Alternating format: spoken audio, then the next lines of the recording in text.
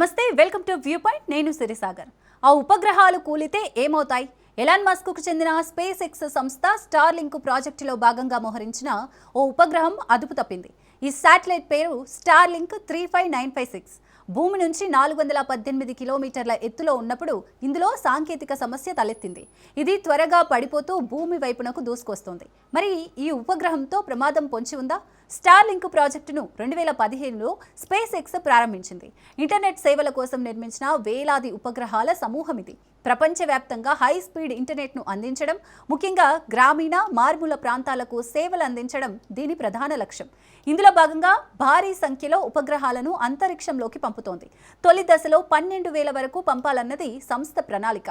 ప్రస్తుతం 9,357 గ్రహాలు కక్షలో ఉన్నాయి. ఇందులో 9,357 పనిచేస్తున్నాయి. దీర్ఘకాలంలో 42,000 ఉపగ్రహాలను స్పేస్ ఎక్స్ మోహరించనుంది. స్టార్లింక్ ఉపగ్రహాలకు దాదాపు 5 సంవత్సరాల జీవితకాలం ఉంటుంది. పాతవైపోతే ఉద్దేశపూర్వకంగా డిఆర్బిట్ చేస్తారు. స్టార్లింక్ 35956 మాత్రం అదుపు తప్పింది. ప్రస్తుతం స్టార్లింక్లో 9,000కు పైగా ఉపగ్రహాలు ఉన్నాయి. రోజుకు 1 నుంచి 2 సాధారణంగా పడిపోతాయి. ఇవి భూమికి దగ్గరగా భూ దిగువ కక్షలో తిరుగుతాయి. ప్రొపల్షన్ సిస్టంలో సమస్య కారణంగానే అని అనుమానిస్తున్నారు. ఇతర వస్తువులతో ఢీ కొట్టలేదని చెప్తున్నారు. అయితే ఇది అరుదైన సంఘటన. ఈ ఉపగ్రహాల్లో 3% వరకు విఫలమవ్వడం సాధారణమే. అయినా ఈ స్టార్లింక్ 35956 మాత్రం శకలాలను వెదజల్లింది.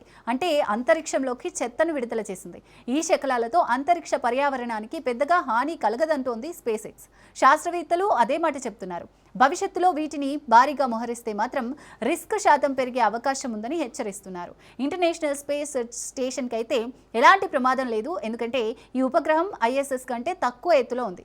కాబట్టి ఇవి ఢీకొనే అవకాశాలు లేవు. అవును, చాలా వరకు వాతావరణంలోనే కాలిపోతాయి. భూమిపై పడే ప్రమాదం చాలా తక్కువ. 2024లో మాత్రం ఒక అల్యూమినియం ముక్క కెనడాలో పడింది. సాధారణంగా ఇవి సురక్షితం.